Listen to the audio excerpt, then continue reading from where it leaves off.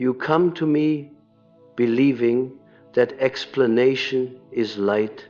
You believe that if you name yourself clearly enough, justify your motives patiently enough, describe your wounds honestly enough, you will finally be seen, finally understood, finally met. This belief feels noble, it feels conscious, it feels moral. Yet it is precisely here, in this insistence on explaining, that your power quietly drains away, drop by drop, as though the psyche itself were leaking through a hairline fracture you refuse to acknowledge. I speak to you now not as a comforter, but as one who has watched this pattern repeat across decades of human lives, across cultures, across epochs, as consistently as the movement of the stars. There is a point at which speech ceases to be revelation and becomes appeasement. There is a point at which clarity turns into confession, and confession into self-diminishment, and you, empath, have crossed this threshold so often that you no longer recognize the moment it happens. At Bollingen, in the long hours of silence by the lake, I learned something the modern soul resists with great fervor. The psyche does not grow through persuasion. It grows through containment. What cannot be held within the vessel seeks validation outside of it. What cannot tolerate its own tension rushes toward explanation as a form of discharge. And each time you explain yourself to someone who has not asked, who has not earned that interior access, something subtle but irreversible occurs. You collapse an inner polarity that was meant to remain alive. You believe you are building bridges. In truth, you are dissolving boundaries, and the psyche, like any sacred structure, loses its potency the moment every door stands open. Consider the ancient image of the temple. In Egypt, the inner sanctum was not accessible through reasoned argument or emotional transparency. It was approached through ritual, through silence, through graduated thresholds that prepared the soul to enter without profaning what lay within. Imagine if the initiate, instead of walking the long corridor inward, stopped at the outer gate and shouted explanations of their worthiness, their pain, their purity. The mystery would not respond. The gods do not arrive where noise replaces reverence. So it is with human encounters. When you over-explain, you place your inner sanctum at the marketplace. You offer your symbols to those who have no language for them, and then you wonder why you feel empty afterward. Why something vital has gone missing. Why your nervous system feels exposed, raw, strangely ashamed. This is the beginning of Nigredo, not the dramatic collapse you imagine, but a quiet darkening of psychic matter. The blackening comes from confusion between intimacy and exposure. You mistake articulation for connection. You mistake being understood for being safe. And yet the self knows better. The self always knows when a truth has been spoken prematurely, when a symbol has been translated before it has ripened. Watch closely what happens after you explain. Notice the subtle shift in the other. Their posture relaxes, not because they have met you, but because they have located you. You have given them coordinates. You have reduced yourself from a living mystery into a map, and once mapped, You are navigable. Once navigable, you are manageable. Power, in psychological terms, is not domination. It is density. It is the weight of being that resists easy digestion. In Greek myth, those who spoke too plainly to the gods were not rewarded with closeness, they were punished with fragmentation. Actaeon sees Artemis unveiled and is torn apart by his own hounds. The violation is not sexual, it is epistemic. Something sacred was revealed without readiness. The psyche enforces its laws ruthlessly. You feel this law working against you when you sense that the more you explain, the less you are taken seriously, the more you clarify your intentions, the more they are questioned, the more gently you articulate your boundaries, the more they are tested. This is not coincidence. It is a signal. The psyche is telling you that explanation has become a substitute for embodiment. Embodiment does not argue, it radiates. It does not justify, it stands. But standing requires tolerating misunderstanding. And here lies the knot you have not yet dared to untie. You are deeply afraid of being misperceived, not because your image matters, but because misperception threatens an older wound, somewhere early in life. Being misunderstood meant danger. It meant withdrawal of love. It meant punishment, chaos, or emotional abandonment. So you learn to narrate yourself preemptively, to translate your inner movements before they could be distorted by another's projection. What you did not realize then, and may only now be ready to see, is that this adaptation froze you in a perpetual posture of defense. You speak not from presence, but from anticipation. You are always already responding to an accusation that has not yet been made. And in doing so, you grant authority to an invisible judge who lives nowhere but in your own unconscious. This judge is ancient. It wears many faces. In some, it is the stern father god of monotheism, demanding coherence, legibility, obedience. In others, it is the devouring mother of myth, who withdraws warmth the moment the child becomes opaque, regardless of form. Its demand is the same: explain yourself, or suffer exile. Yet individuation begins precisely where this demand is refused. Here the psyche encounters its first true opposition: silence, not the silence of repression, but the silence of containment, like the night sky that holds its stars without commentary, like the alchemical vessel that seals the prima materia in darkness, allowing transformation to occur beyond observation. When you stop explaining, something startling happens. Anxiety rises first. The body tenses. The old reflex screams that catastrophe is imminent. But if you remain, if you do not rush to fill the space, a deeper shift begins. You feel yourself becoming heavier, slower, more grounded. Your words, when they do come, carry more gravity because they are no longer compensatory.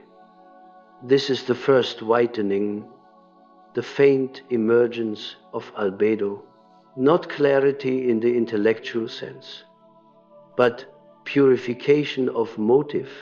You begin to sense the difference between speaking to reveal and speaking to relieve, between expression that emerges from fullness and expression that leaks from pressure. At this stage, relationships reorganize themselves without discussion. Some people drift away, confused, irritated, suddenly deprived of the access they unconsciously relied upon. Others lean in, not because you explained better, but because something in you has become more real, more opaque, more alive. You will be tempted here to explain the change, resist this temptation. The psyche is testing whether you trust the process or still require approval to legitimize it. Like the moon withdrawing its light during eclipse, your power is recalibrating. Those who panic in the dark reveal that they were feeding on reflection, not source. In Gnostic texts, the soul descends into matter not to be understood, but to remember. Sophia falls not because she is ignorant, but because she reaches prematurely, without her counterpart, without containment. Her redemption does not come through explanation, but through reunion with depth, through silence, through return. You, empath, stand at a similar threshold.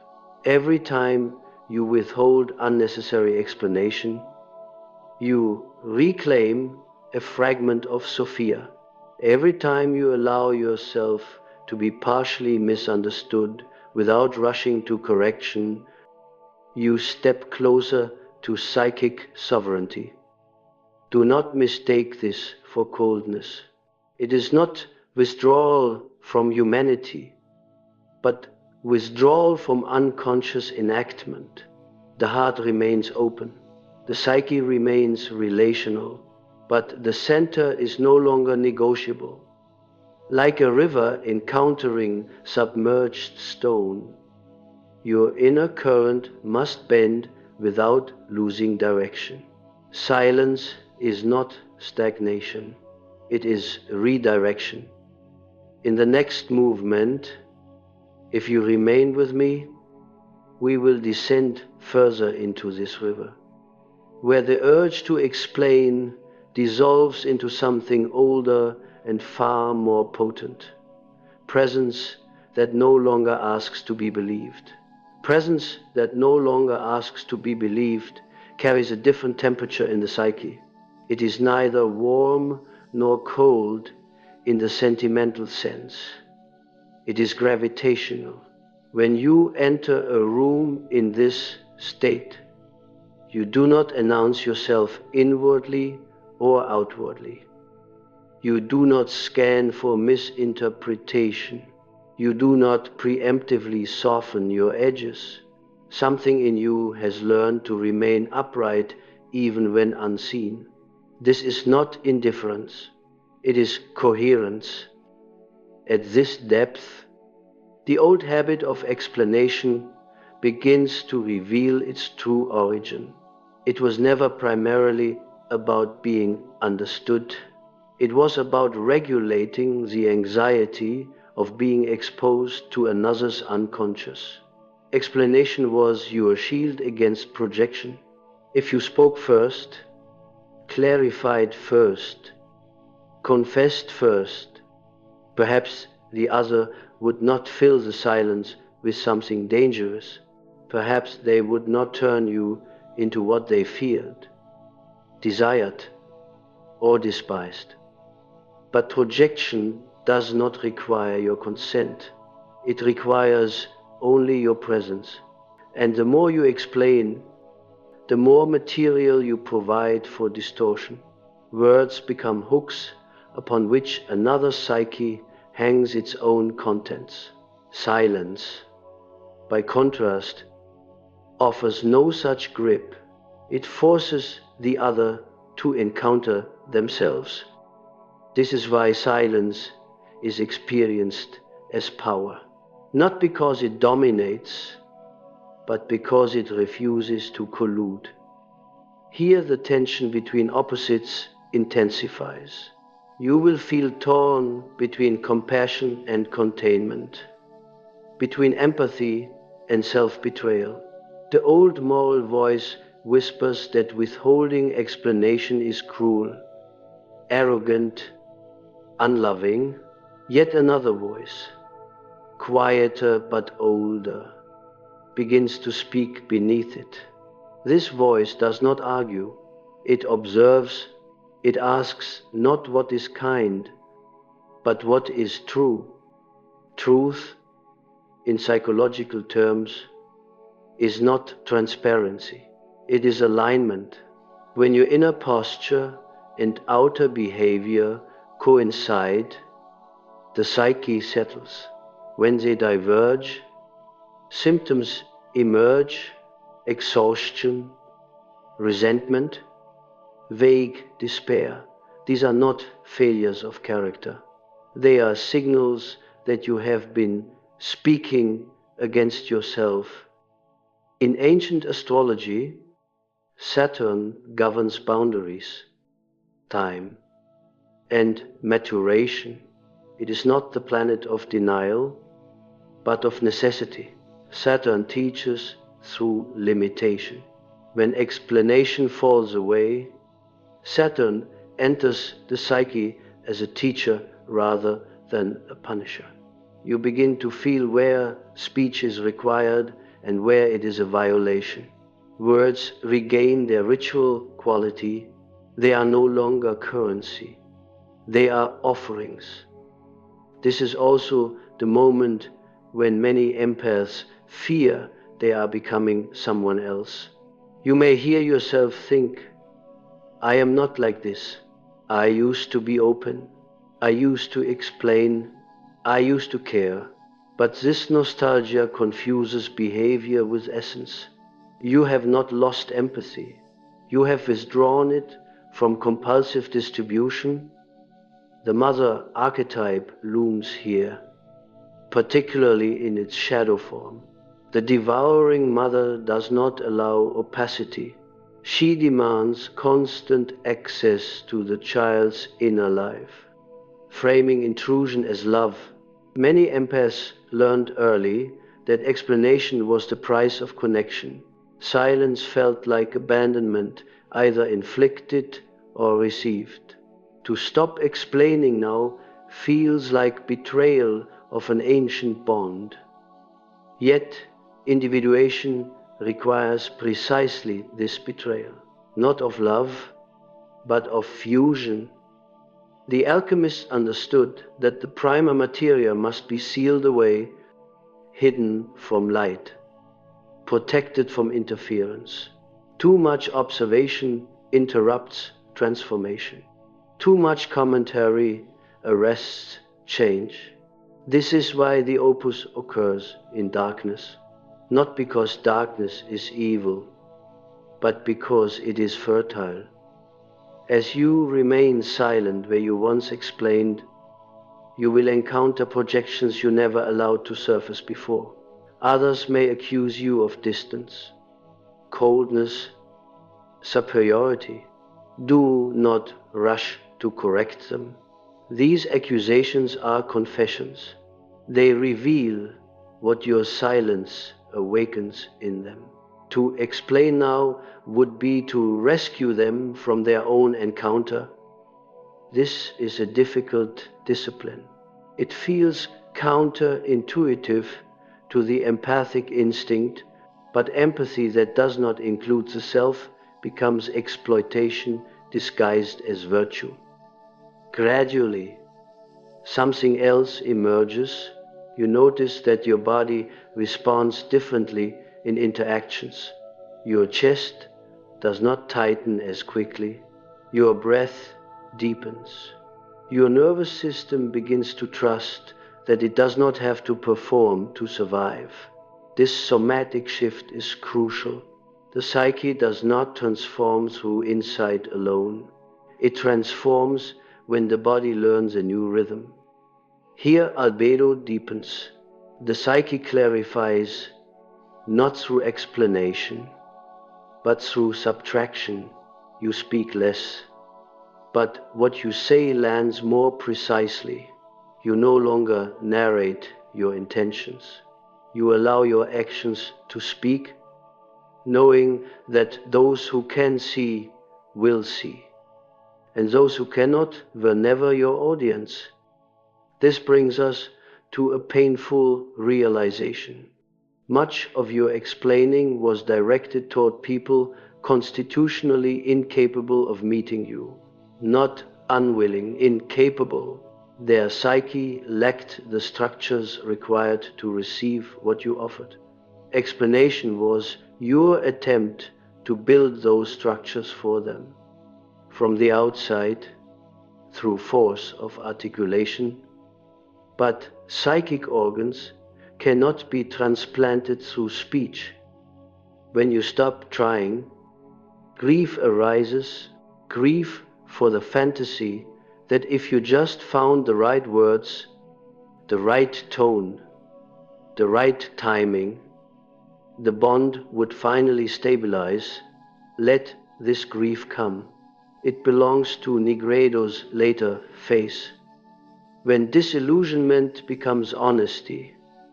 In Egyptian myth, the heart is weighed against the feather of Ma'at, not against explanations, not against intentions, but against truth. A heart heavy with self-betrayal cannot pass. A heart weighted with unnecessary confession sinks, silence lightens it.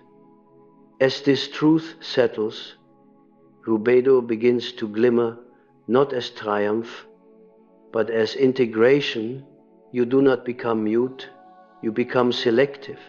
You do not withdraw from relationship, you withdraw from compulsion.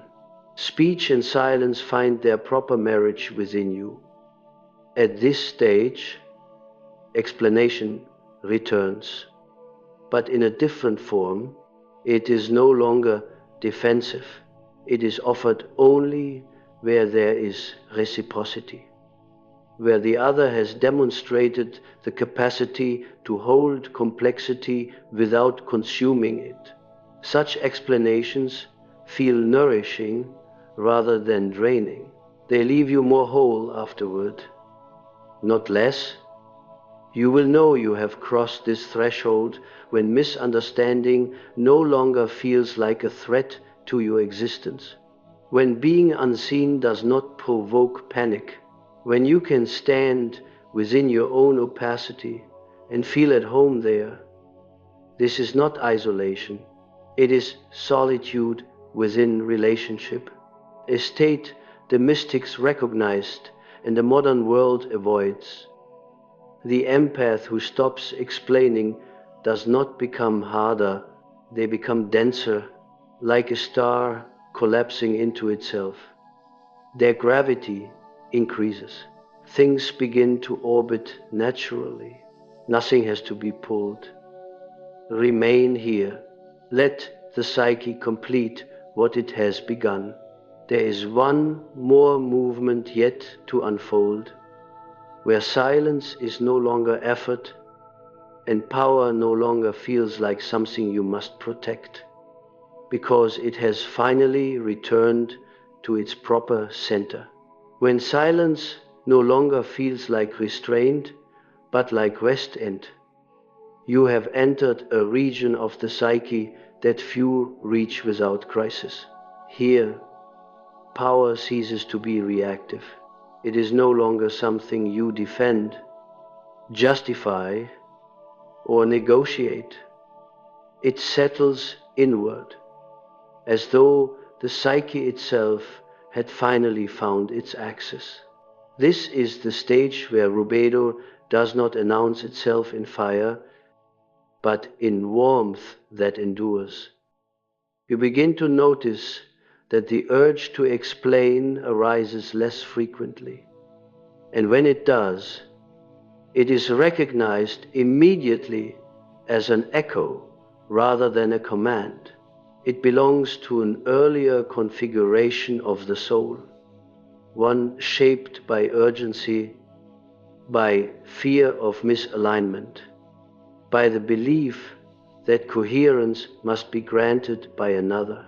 Now, coherence is felt somatically, like balance after dizziness, like standing on solid ground after years at sea.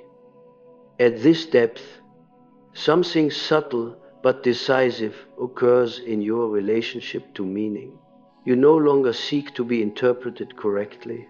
You allow yourself to be experienced. This distinction changes everything. Interpretation belongs to the intellect. Experience belongs to the body and the unconscious. When you stop explaining, you shift the encounter from the realm of ideas into the realm of presence. And presence cannot be argued with. This is why those around you may respond with unease. They are accustomed to relating through narrative, through exchange of justifications and emotional disclosures that keep the interaction safely intellectualized. Your silence interrupts this pattern. It draws the interaction downward into the layer where defenses are thinner and truth is less manageable. Some will retreat. Others will attempt to provoke you into speech, not out of malice, but out of anxiety. Your quiet has destabilized a familiar equilibrium. Do not confuse this with withdrawal of love. Love that depends on explanation is conditional. It requires constant reassurance, constant translation. Mature love can tolerate mystery. It can withstand the other's opacity without demanding access. This is not indifference, it is respect. In certain strands of Gnostic thought, the divine spark is hidden not to be hoarded, but to be protected from misuse. Revelation occurs only when the vessel is prepared. In the same way, your inner life requires discernment. Not everything that is true must be spoken. Not everything that is felt must be named. There is a violence in premature disclosure that the empath senses instinctively, though often too late.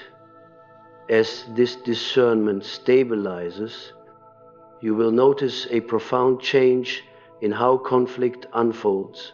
Where you once rushed to clarify, to soothe, to explain your intentions, so the other would not feel threatened. You now remain, you listen without collapsing, you allow misunderstanding to exist without rushing to dissolve it, and in doing so, you give the other psyche space to reveal itself. This is a turning point, because now the dynamic reverses. Instead of you carrying the emotional labor of coherence, the other must confront their own reactions. Silence becomes a mirror, and mirrors are unsettling. They show what cannot be negotiated away. Here the shadow becomes unavoidable. The empath who stops explaining encounters not only the projections of others, but their own.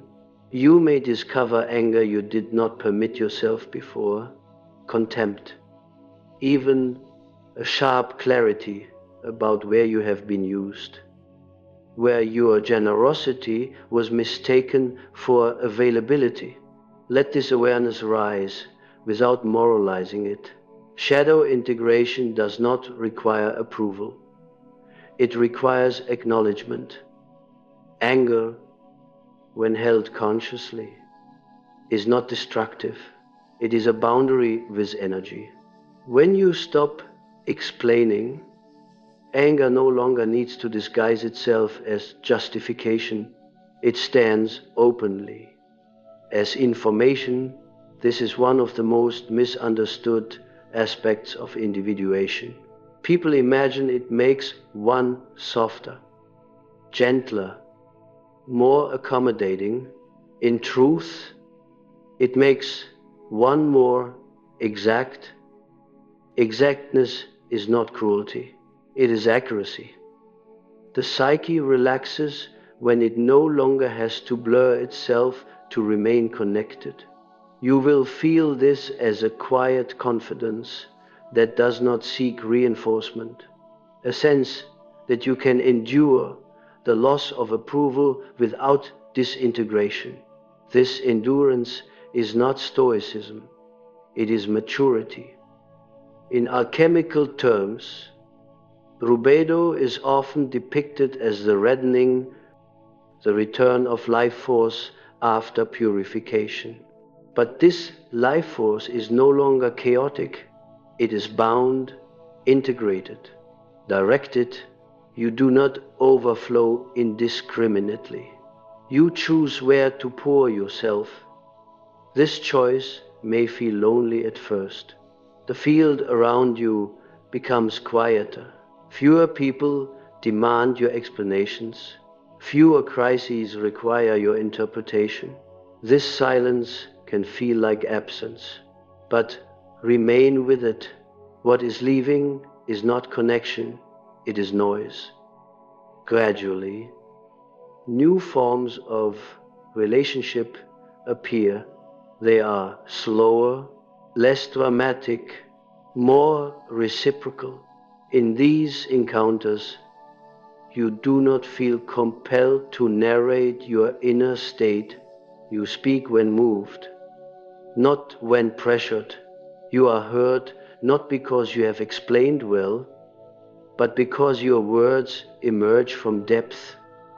This is the moment when many empaths realize that their sensitivity was never meant to be a public service. It was meant to be an instrument of perception, first for themselves. When turned outward compulsively, it becomes depletion. When rooted inwardly, it becomes wisdom. The ancient astronomers knew that not all light is visible. Some stars are detected only through their gravitational effects. You know they are there because of how they bend space around them. The empath who has stopped explaining becomes such a star. Their influence is felt, not described. Do not rush to embody this. It cannot be performed. It must be lived into. There will be moments when you falter, when old habits return under stress. Notice them without condemnation. The psyche learns through repetition, not through perfection. What matters is that you no longer confuse explanation with value. You no longer believe that being understood is the same as being real. You no longer barter your inner life for temporary harmony. In this state, power is no longer something you fear losing. It is no longer something you try to preserve. It is simply present, like a spine that holds the body upright without effort.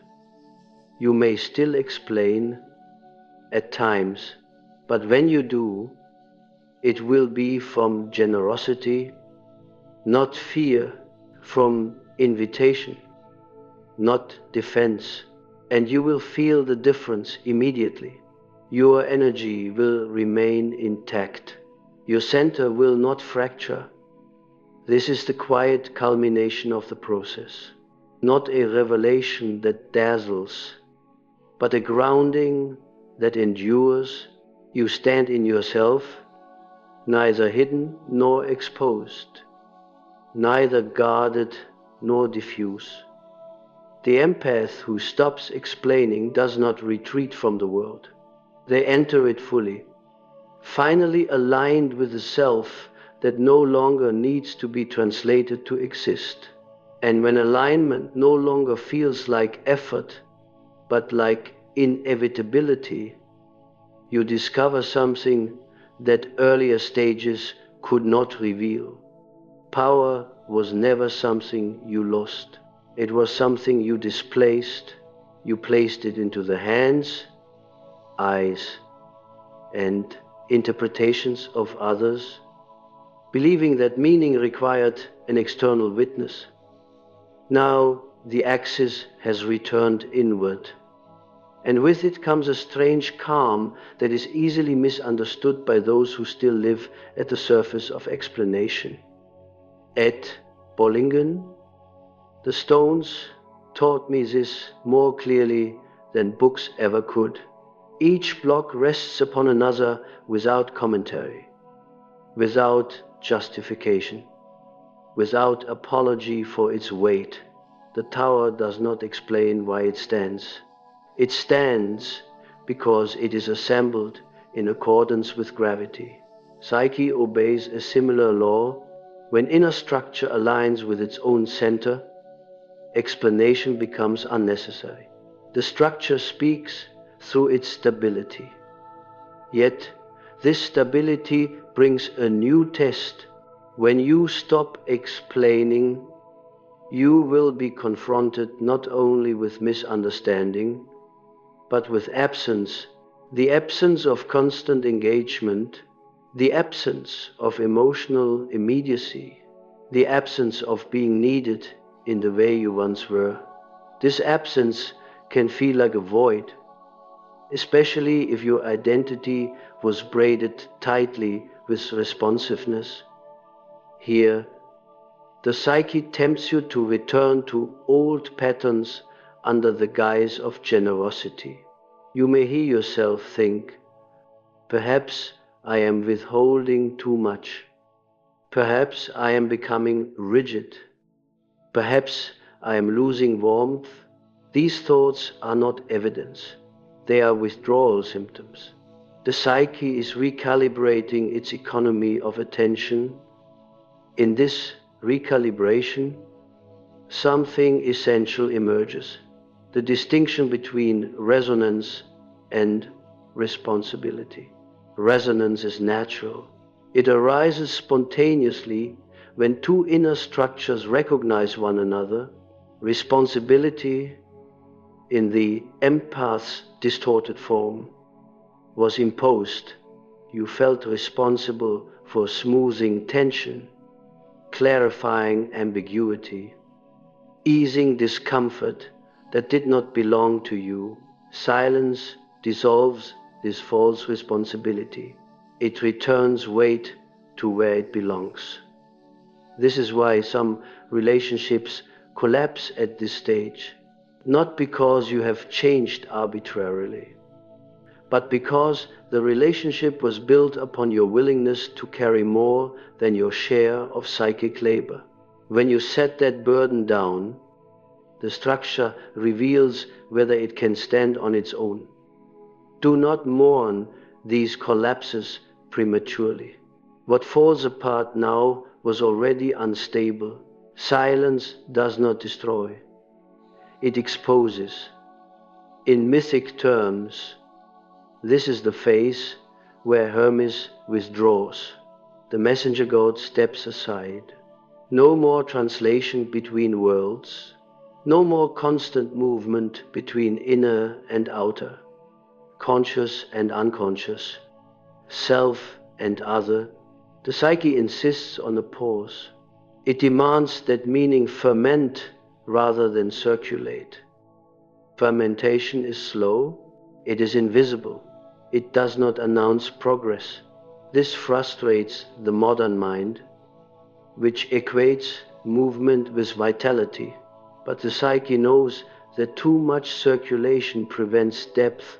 Wine requires stillness, so does the self. As this stillness deepens, you may notice a new relationship to time. Urgency fades.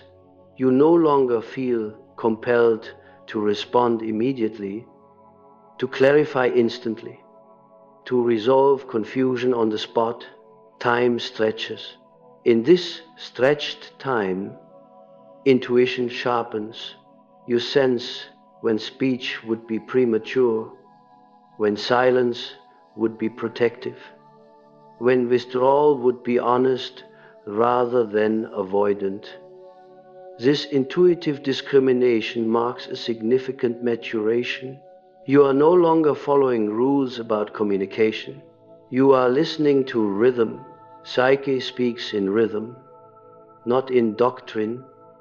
Here, the opposites that once tore you apart begin to coexist without annihilating one another.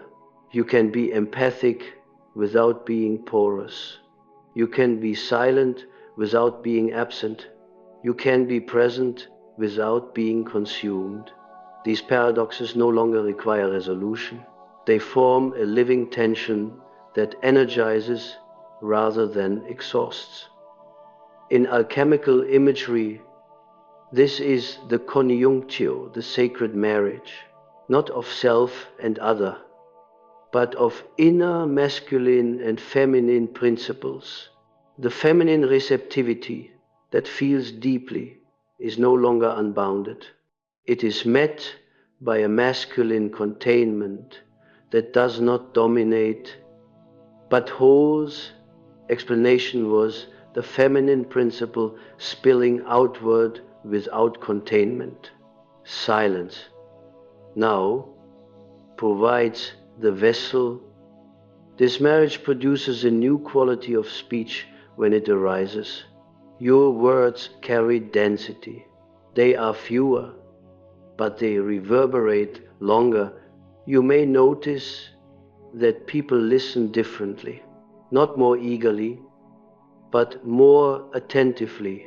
Something in them senses that your speech is no longer negotiable, no longer adjustable through pressure or misinterpretation. This can be unsettling for those accustomed to relational fluidity. They may test you, push against your boundaries, attempt to provoke explanation through misunderstanding or emotional escalation. Remain still, not rigid still, like water that reflects turbulence without absorbing it. Stillness is not passivity, it is poised potential.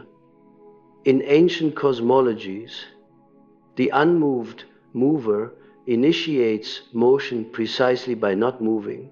Its presence organizes the system. The empath who has stopped explaining becomes such a presence, not through withdrawal from life, but through refusal to be displaced from their center. This refusal is not aggressive, it is quiet, and because it is quiet, it is often mistaken for weakness by those who equate power with noise. Let them misunderstand. Power that requires recognition is not yet integrated.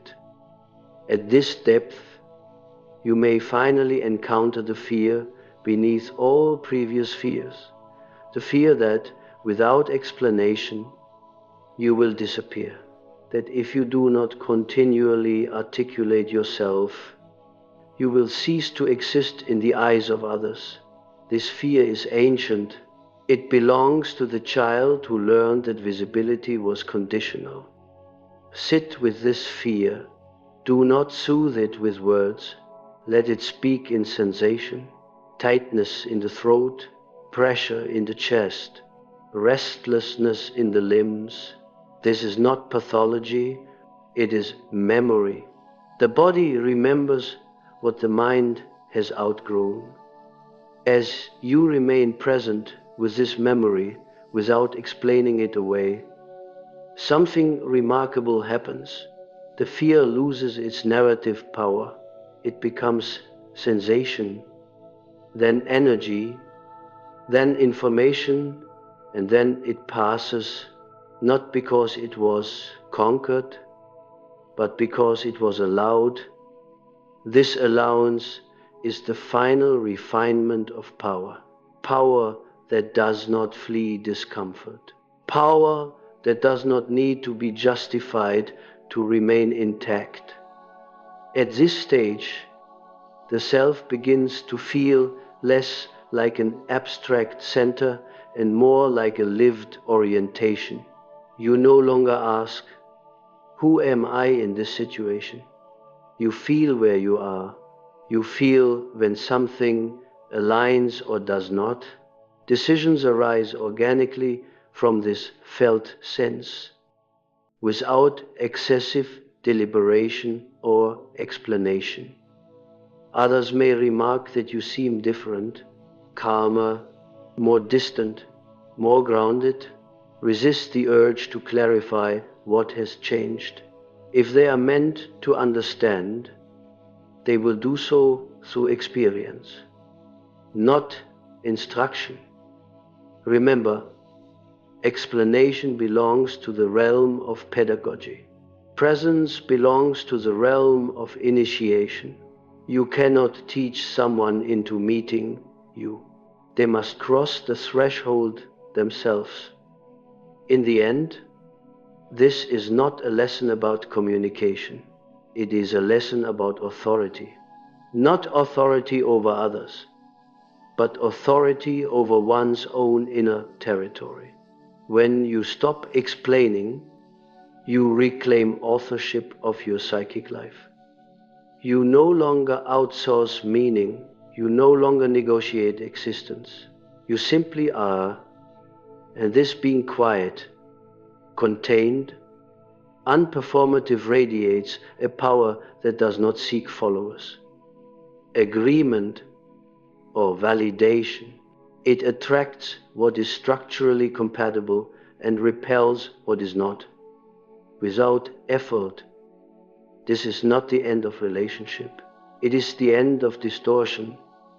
The empath who reaches this point does not become silent forever. They become sovereign in speech. Words return as instruments, not as lifelines. Silence becomes home rather than strategy. If you feel a strange grief alongside this integration, honor it. You are mourning an old self who survived by explaining. That self was not weak. It was adaptive, but its task is complete. Now another task begins: living without narration, without constant translation, without apology for density. Remain with this. Let it deepen beyond understanding. For what has been integrated no longer needs to be explained. When something no longer needs to be explained, it enters a different order of reality. It ceases to belong to the realm of persuasion and moves into the realm of fact. You do not argue with gravity. You do not justify nightfall. You do not explain why fire burns. They are experienced, not debated. The psyche, once it reaches this stage, begins to operate in the same way. What you may not yet fully recognize is that explanation was never neutral. It subtly positioned you beneath the one you were explaining yourself to, even when spoken gently, even when framed as mutual understanding. It carried an unconscious plea. See me correctly so that I may exist safely. This plea bound your sense of being to another's perception. The moment you withdrew it, something ancient loosened its grip. Here, the final opposition reveals itself, not between silence and speech, but between existence and performance. Performance always requires an audience. Existence does not. Performance adapts itself to reception. Existence remains what it is, regardless of response. Individuation is the slow relinquishment of performance, not because it is false, but because it is no longer necessary. This relinquishment can feel like a kind of death. In many initiatory traditions, death precedes the return of authority. The old name is taken away. The old role dissolves. The initiate wanders unseen for a time, neither who they were, nor yet who they will become, for the empath. This wandering often manifests as a period of social thinning, fewer explanations, fewer entanglements, fewer demands. The psyche uses this quiet to consolidate its center. During this consolidation, you may notice an unfamiliar sensation, indifference to being misjudged, not bitterness, not contempt, but a genuine lack of urgency. Opinions lose their sting, interpretations lose their weight. This does not make you unreachable. It makes you unreachable to intrusion. This is where many confuse integration with withdrawal. They mistake your calm for absence, your silence for rejection. Let them. What they are responding to is not what you are doing, but what you are no longer doing. You are no longer managing their inner equilibrium. You are no longer cushioning their projections. You are no longer translating yourself into palatable fragments. This is a profound ethical shift. Responsibility returns to its rightful owner. Each psyche must now carry its own reactions. This can feel harsh in a culture addicted to emotional outsourcing, yet it is the only ground upon which true encounter can occur. True encounter requires two centers, not one center and one satellite. At this depth, empathy itself transforms. It no longer moves you toward explanation, but toward perception. You feel what is happening in the other without needing to intervene. You witness without absorption. This witnessing has a quiet dignity. It does not rescue. It does not collapse. It allows. In Taoist imagery, the sage acts by not acting. This does not mean passivity. It means non-interference with the natural unfolding of things. Explanation was interference. It attempted to control outcome, perception, alignment. Silence now trusts process. Trust is the final refinement of power. Not trust in others' goodwill, but trust in the psyche's capacity to self-regulate when not constantly interrupted. When you stop explaining, you stop interrupting yourself. You allow contradictions to coexist without rushing to resolution. You allow tension to do its work. Tension is creative. It stretches the psyche toward complexity. Explanation collapses tension prematurely. It offers relief at the cost of depth. Now depth has returned.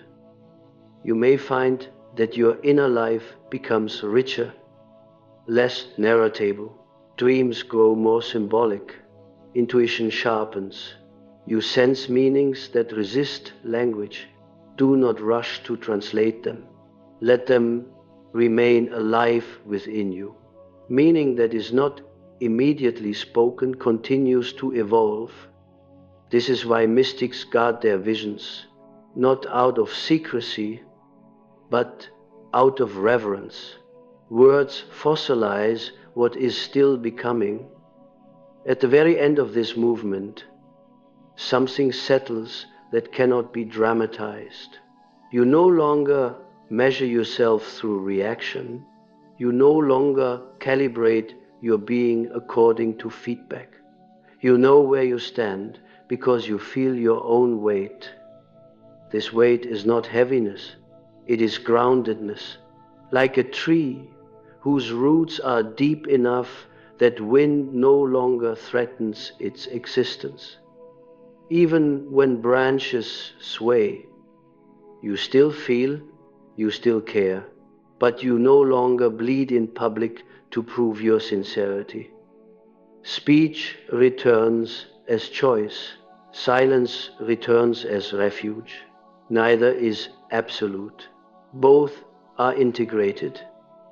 And when you do speak now, you may notice something quietly astonishing. You are no longer trying to arrive anywhere.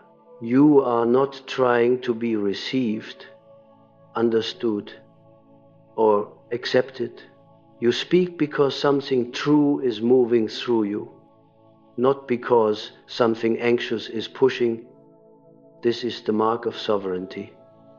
The empath who has stopped explaining has not become closed. They have become complete enough to remain open without leaking. What was once a survival strategy dissolves into a remembered skill, no longer governing behavior. The psyche rests in itself, and from this rest, life resumes not louder, not faster, but truer. That is all that needed to change. There comes a point, often unnoticed because it lacks drama, when the psyche no longer asks what remains to be done. It senses completion before the mind can name it. The work has not ended in the way tasks end. It has ended the way seasons end, by becoming something else. You may recognize this moment not by insight, but by a subtle absence. The absence of inner commentary. The absence of the familiar reflex to prepare explanations in advance. The absence of that constant, low-grade vigilance that once monitored every interaction for danger, misunderstanding, or rupture. What remains is not emptiness, but space, and space, in psychic terms, is freedom. At this depth, silence is no longer a practice.